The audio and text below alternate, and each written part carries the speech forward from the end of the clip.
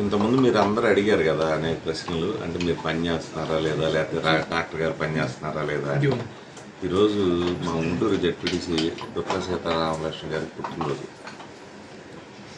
ఈరోజు కూడా భరత్ రెడ్డి గారు ప్రచారంలో పాల్గొని ఆయన పర్సనల్గా మెడికల్ క్యాంపులు ఆర్గనైజ్ చేసినప్పటికీ కూడా పార్టీ ఇంట్రెస్ట్లో ఇక్కడ పనిచేయడం జరుగుతుంది.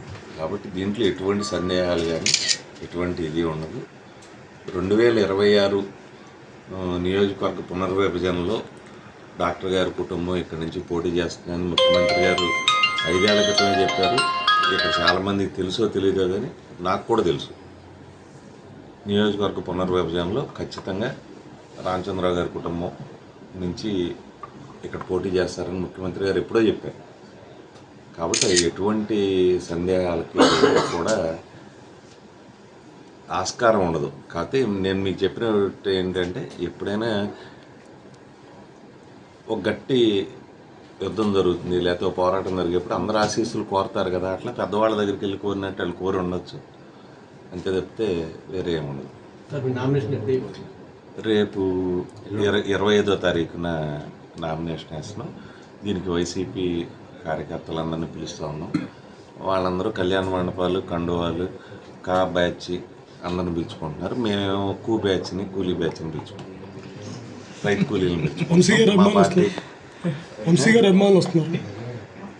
అందరూ ఉంటారు కదా, మేము చెప్పాం కదా. గన్నవరం నియోజకవర్గానికి ఒక ప్రత్యేకత ఉంది.